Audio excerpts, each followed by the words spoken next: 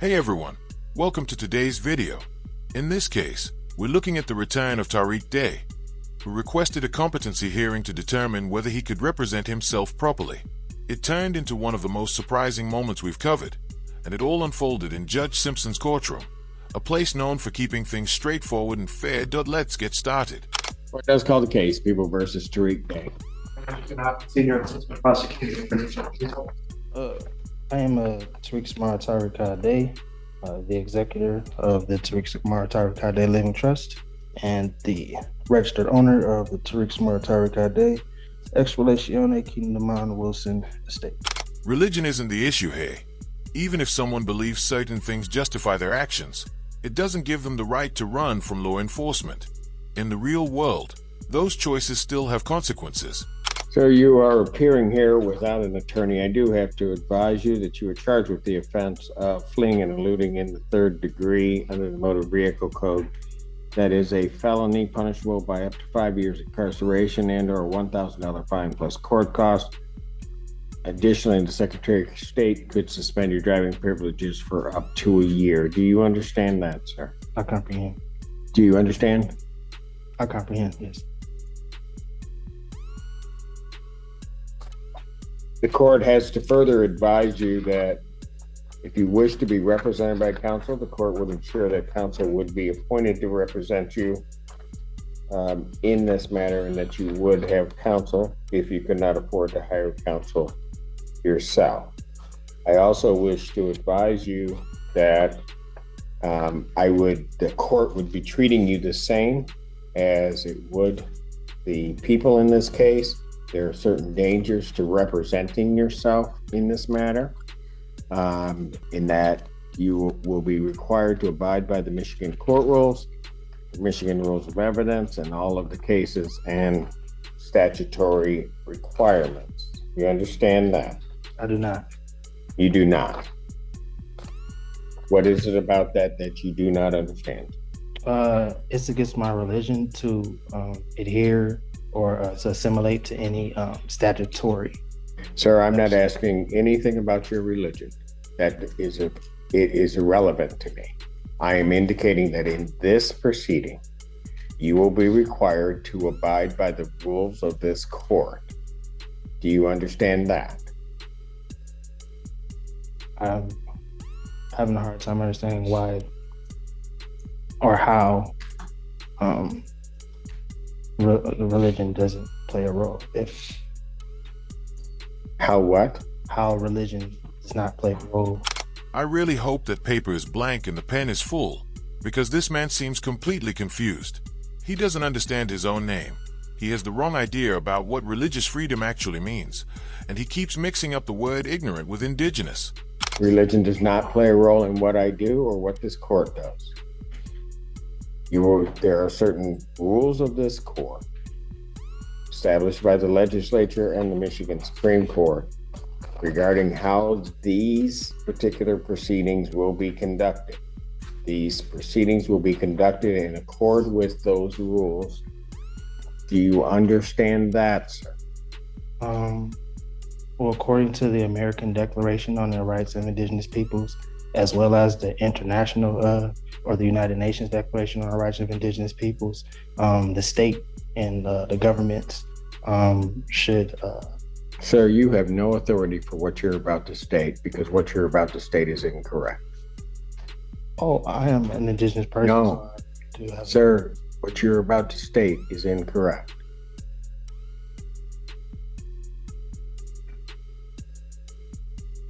Well, if you were on indigenous lands, if that's where you're going, then maybe you might be right. As it stands right now, this proceeding is not on indigenous land. Well, that's a matter of perspective, sir. It is, and the only perspective that's going to matter on that is mine. We are not on indigenous lands subject to indigenous or tribal rules. You are subject to the rules of the Michigan Supreme Court as they are promulgated, both in terms of procedure and evidence. Do you understand that that's what's happening, sir? I do not. What is it that you do not understand? I don't understand. Because I'm going to tell you something, sir. If you are unable to establish or understand what I'm saying, and go through this with you again, I have to assume that there may be some reason why you don't understand. This court will take precautions to protect your rights, and I will be sending you for a competency evaluation to make sure that you are competent to stand trial and to stand in these proceedings. Well, I would agree to a competency if the prosecution as well as the court and the officers agree to it. He looks genuinely uncomfortable trying to sort through his thoughts. This is what happens when someone walks into a competency hearing without understanding how the process actually works. You don't get to make the rules. I'm ordering a competency. I'm not making. Defendant is ordered for a forensic evaluation. I will set a competency hearing in this matter for July 25th, 2024. At what time? At 9 a.m. Now, sir, I'm going to ask you this. Yes, sir. Because it's going to depend on where you may be staying for a period of time. If they send you information as to when you have your forensic interview, yes, sir. Are you going to cooperate and attend that interview? Under threat, duress, and coercion, yes. Pardon? Under threat, duress, and coercion, yes. No. It's not how it works. I'm asking you, are you voluntarily going to cooperate?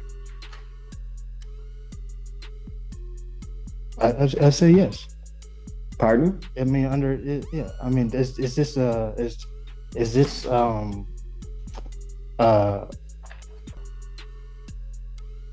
what are, excuse me, He's acting this way because he believes the rules don't apply to him. But as Judge Simpson is about to remind him, even when you represent yourself, you still have to follow the same rules as everyone else. What are you relaying to in regard? What are you insinuating in regards to where I will stay for a time?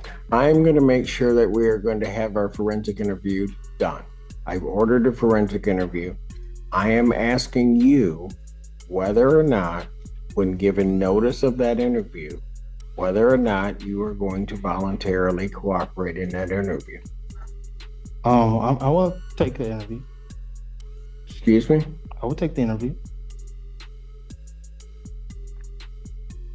Anything from the people? The court ask the people to prepare the order for the competency. Yes, please prepare the order for the competency, if you would, sir. And the address for The defendant. I see on the complaint is 1410 Share Avenue, apartment 1-3. Is that your address, sir? Excuse me? That's correct. All right, very good. I will send a copy to that address. Very good. All right. This time then bond is continued.